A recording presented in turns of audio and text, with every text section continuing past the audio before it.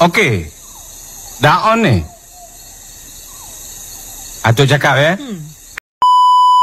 Assalamualaikum warahmatullahi wabarakatuh.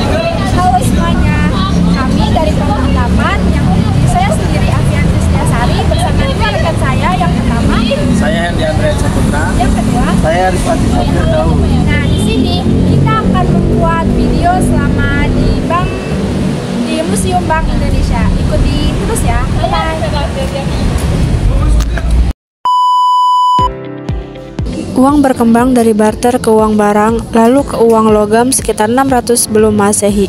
Pada abad ke-7 Masehi, uang kertas muncul di Tiongkok, kemudian diadopsi dunia.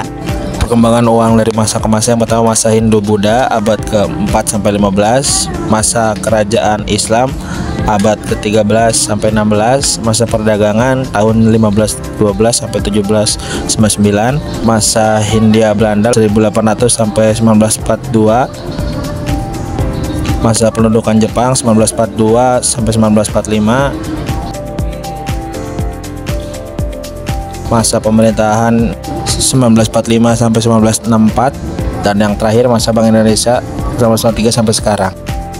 Pada masa kerajaan Hindu-Buddha, alat pembayaran mengalami kemajuan terutama dari bahan dan desainnya. Di Jawa misalnya, alat pembayaran sudah terbuat dari logam, emas, dan perak.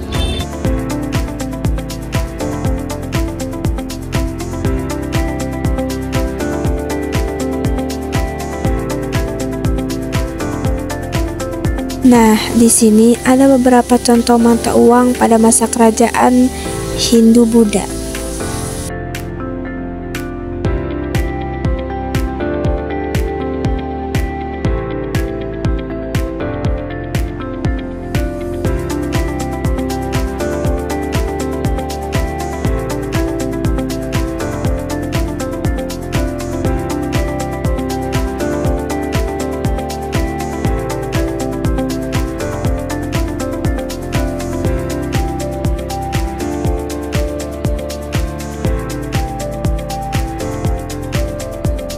Pada abad ke-15, ketika Islam berkembang di Nusantara, beredar berbagai mata uang yang dikeluarkan oleh kerajaan-kerajaan Islam.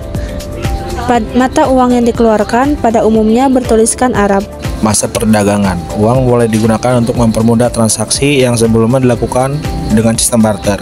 Sebelum adanya uang, orang saling menukar barang, namun hal ini terbatas oleh jenis dan jenis barang yang dipertukarkan. Seiring waktu, barang-barang seperti garam, gandum, dan logam mulia seperti emas dan perak mulai digunakan sebagai alat tukar karena memiliki nilai yang stabil. Uang logam pertama kali dikenal di Lydia, sekarang Turki, pada abad ke-7 sebelum Masehi, dan kemudian tersebar melalui jalur perdagangan internasional seperti jalur sutra yang menghubungkan Asia dan Eropa, Afrika.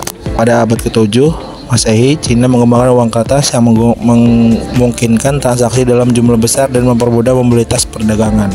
Pada masa VOC yang berdiri pada tahun 1602, uang memainkan peranan penting dalam memperlancar kegiatan perdagangan antara Belanda dan wilayah jajahannya termasuk Indonesia.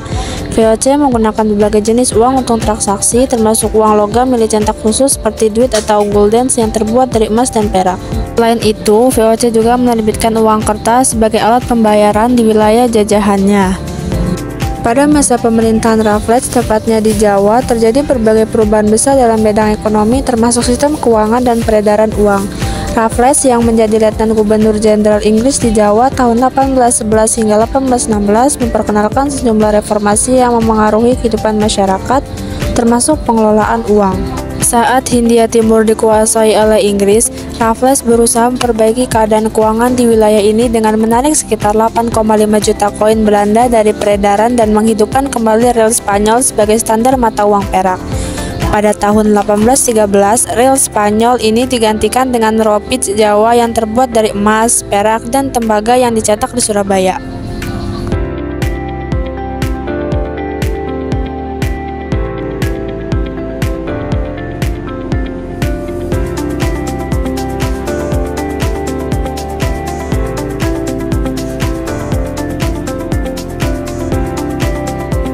Berikut beberapa jenis uang golden yang ada di Indonesia.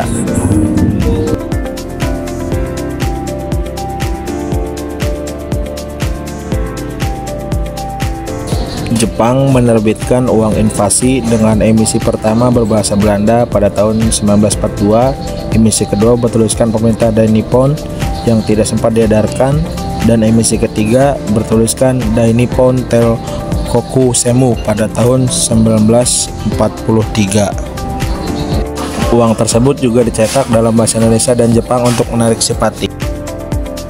Pada masa awal kemerdekaan Republik Indonesia, uang Nika yang diterbitkan oleh pemerintah kolonial Belanda masih beredar di beberapa wilayah. Namun setelah proklamasi kemerdekaan, pemerintah Indonesia segera mengambil langkah tegas untuk menghapus uang tersebut. Nah, di sini juga bisa dilihat jenis-jenis mata uangnya.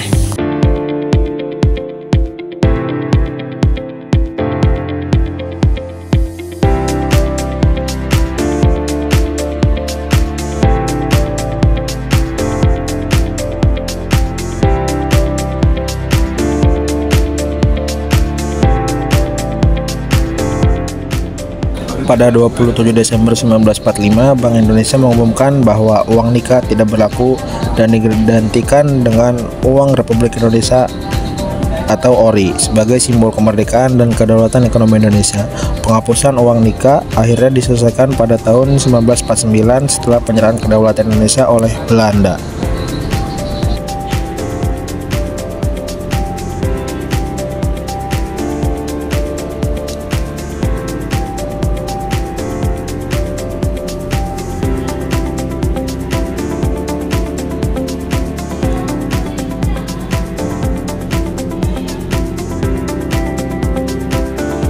Saat Bank Indonesia berdiri, terdapat dualisme dalam penerbitan dan pengedaran uang.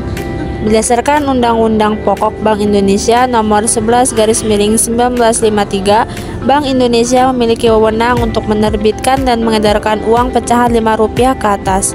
Untuk uang kertas pecahan di bawah Rp5 dan uang logam masih merupakan kewenangan pemerintah Indonesia. Dualisme ini bertahan lama hingga tahun 1968.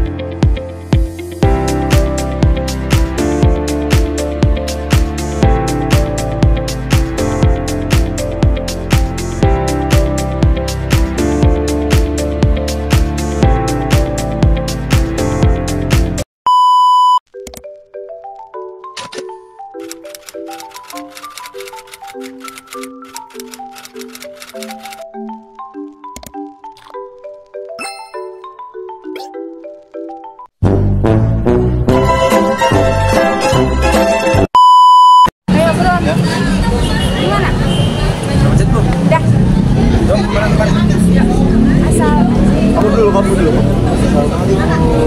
Baru.